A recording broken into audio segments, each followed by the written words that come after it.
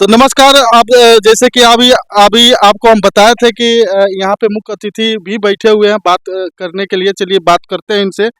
Sir, मेरे channel पे आपका स्वागत। मैं पहले तो आपके सभी व्यूअर्स को मैं नमस्कार करता हूं। और आप ये समझिए कि ये जो जिस तरह के आयोजन यहाँ किए गए, बहुत ही बढ़िया आयोजन किए गए।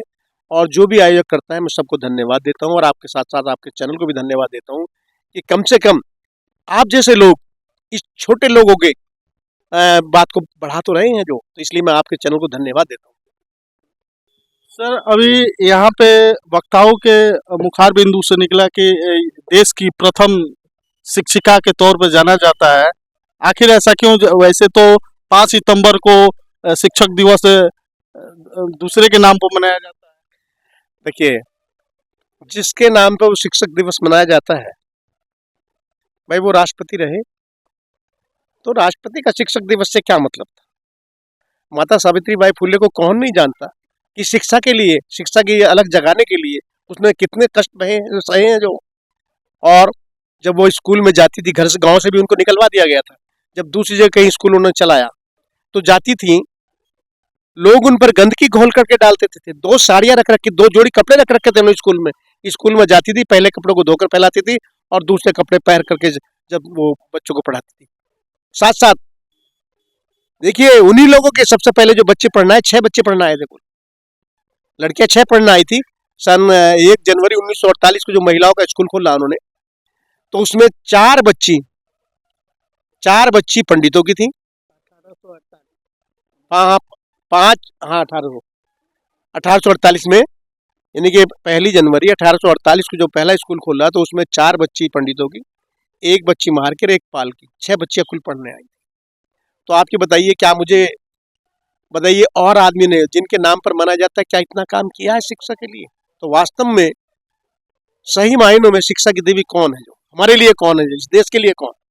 माता सावित्रीबाई फुले हैं, ऐसा मेरा मानना। सर, आप हिंदू धर्म को मानते हैं? देखिए, हिंदू धर्म धर्म नहीं है, हिंदू एक फिलॉसफी है। और रही बात ये, मैं उस हिंदू धर्म को नहीं मानता जो हिंदू हमें समझता ही नहीं, केवल वोट देने के लिए हमें हिंदू समझता है, और बाकी कामों के लिए। अरे आप ये समझिए, हमारे भाइयों को मंदिर तक में नहीं जाने देते। हमें क्यों जाने देते मंदिर में, ये भी आपने सोचा कभी? क्योंकि हमसे काम लेना है। अगर हम भी संभवतः काम ना देते होते तो मंदिर में जान देते। अभी आप सर, पहले मंदिर में जाना वर्जित था।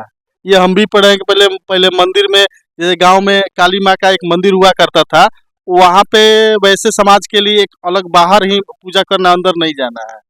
अब मंदिर के अंदर जो है कि तेजी से मैंने बढ़ाया जा रहा है, इसका क्या कारण है? देखिए, वो समझ गए हैं, मंदिर में कुछ नहीं रखा, अब रखा है संसद में और विधानसभाओं में। वो जा रहे हैं संसद की विधानसभा की ओर, हमें भेज रहे हैं मंदिरों में चढ़ाओ भैया, और उस चढ़ावे को हमें लाओ। इसलिए हमें मंदिर में जाना अलाउ किया गया, जिससे जो कि भाई हम संख्या में जाते हैं, अगर हम थोड़े थोड़े करके पैसे चढ़ावेंगे तो खूब सारे पैसे चढ़ा जाते हैं वो। और उन्होंने कहा जाना शुरू कर दिया, अगर मंदिर मस्जिद में सब कुछ होता तो क्या ये लोकसभा विधानसभा की तरफ देखते? तो मान्यवर, मेरा कहना यही है कि लोकसभा विधानसभा में जो है, मंदिर मस्जिद में कुछ नहीं है। अभी एक महाशय ने कहा है कि सच्ची स्वतंत्रता और देश की आजादी अभी राम मंदिर बनने के बाद ये देश आजाद हो गया। इस पे आप क्या कहें? देखिए, उन्हीं के लिए आजाद हुआ है, केवल मेरे ख्याल से 10% लोगों के लिए। हमारे लिए आज भी आजाद नहीं। क्यों नहीं आजाद हुआ? अरे और भी कुछ नहीं, हमारी पार्टी का कहना है, लोकतंत्र सुरक्षा पार्टी का कहना है कि जिसकी जितनी संख्या भारी उसकी उतनी हिस्सेदारी। अरे यदि हम 63%, तो हमारी नौकरी और हमारी सारी ही 63% हमें क्यों नहीं देते? नहीं देते तो हम जब तक एक नहीं होंगे वो नहीं मिलेगा भैया। ये चीजें देता कोई नहीं है, परोस का कोई नहीं देने का, अगले भैया ले जाओ। ये तो हमें अपना हक लेना पड़ेगा, इकट्ठे होकर लेना पड़ेगा। और चूंकि ये वोट की राजनीति है, और वोट की राजनीति में जब तक हम एक नहीं होंगे तो ये भी हमारा हक नहीं देंगे। अब धीरे धीरे करके इनको भी समझ में आने लगा है, इसीलिए ये तरह तरह के, यानी आप ये समझिए, जब कोई कांवड़ लेने जाता है तो उसको फूल वर्षा हो रही है, और जगह जगह भंडारे लगा रखे हैं, जगह जगह उनके खाने की व्यवस्था कर रखी है। क्यों भाई? जबकि शिक्षा के स्कूल बंद करे जा रहे हैं। मेरे उत्तर प्रदेश में कम से कम भी मेरे ख्याल से 2700 स्कूल बंद कर दिए गए। जो हमारे ग्रामीण क्षेत्र में थे वो 2700 स्कूल बंद कर दिए गए। जबकि आपका कुंभ है, इसमें 20,000 करोड़ जैसा मैंने सुना है खर्च किया जा रहा, वो शिक्षा पर खर्च नहीं हो सकता था। सर, एक सिंगौल की बातें हो रही थी जब ये नया लोकसभा का जो भवन बना था उसमें सिंगौल स्थापित किया गया। सिंगौल क्या है, क्यों स्थापित किया गया, और ये अशोक चक्र जो है वो हटाया गया? देखिए मान्यवर, ये हमारे जितने भी राजा महाराजा ये चिन्ह है इनको हटा करके बिल्कुल खत्म करना चाहते हैं।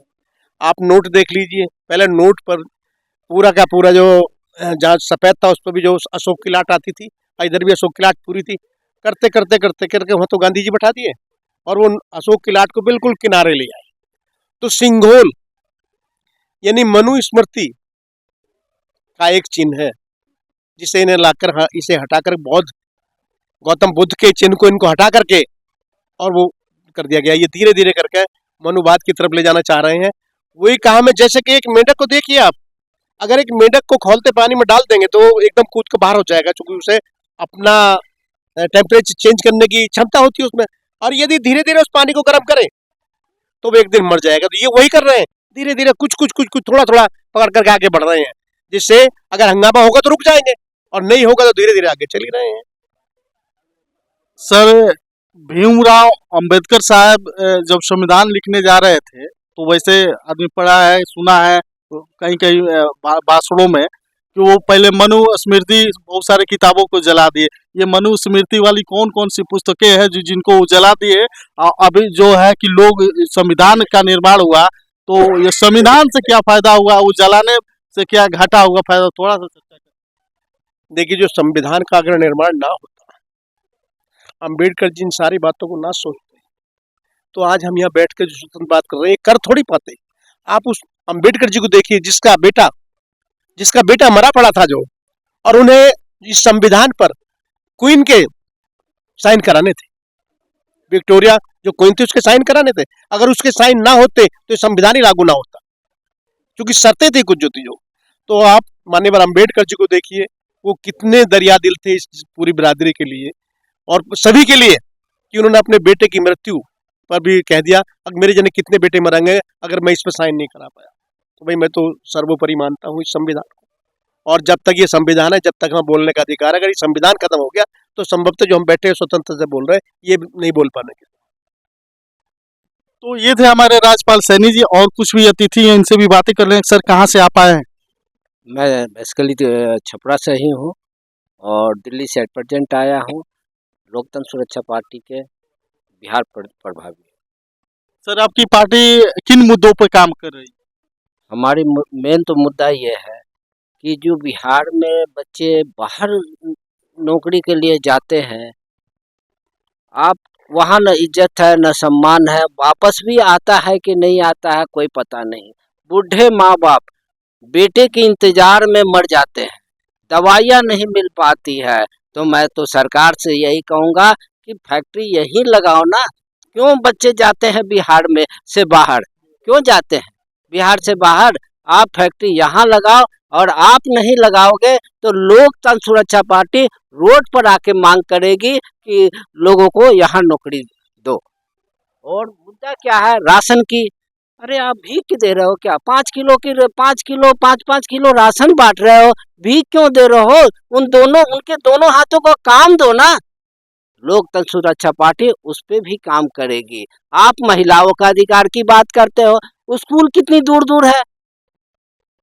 जब वो महिला शिक्षित नहीं होगी, गाँव में स्कूल नहीं है, अच्छा स्कूल नहीं है गाँव में, तो यदि गांव में स्कूल नहीं, आप हर गांव में स्कूल की व्यवस्था नहीं करोगे तो बच्चियां पढ़ेगी नहीं।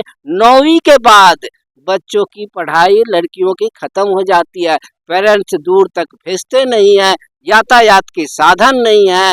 तो जब तक बच्चे लड़कियां पढ़ेगी नहीं, बिहार का विकास कभी नहीं हो सकता। लोकतंत्र सुरक्षा पार्टी उस शिक्षा पर भी जोर देगी।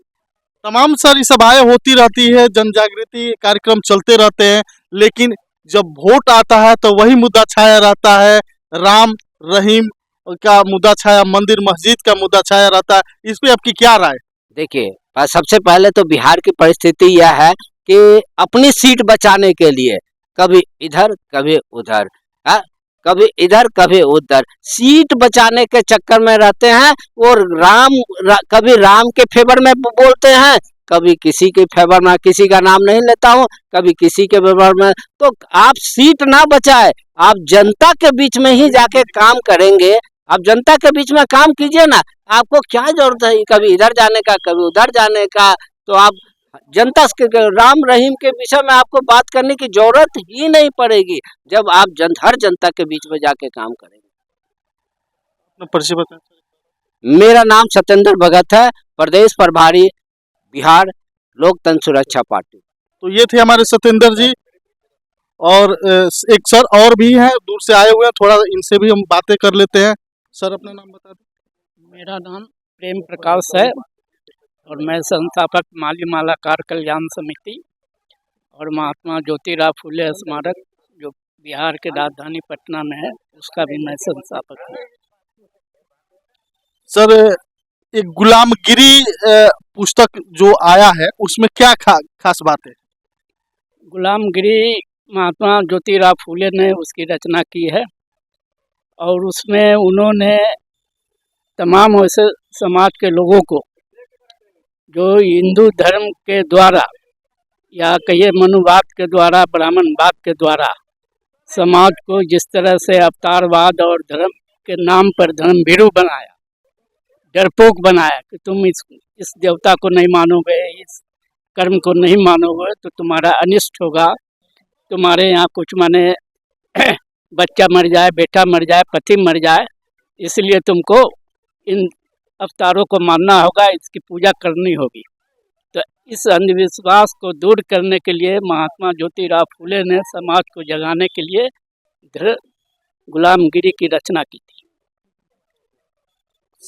ये थे हमारे इस सभा में उपस्थित सारे संस्थापक और माली मालाकार कल्याण समिति के संस्थापक प्रेम प्रकाश जी थे। तो ये वीडियो देखने आप कहाँ से देख रहे हैं कमेंट कीजिएगा, और ये वीडियो अच्छा लगे तो लाइक भी कर दीजिएगा और शेयर भी कर दीजिएगा। आप फर्स्ट बार अगर मेरे चैनल पे है तो सब्सक्राइब भी कीजिए। धन्यवाद, नमस्कार।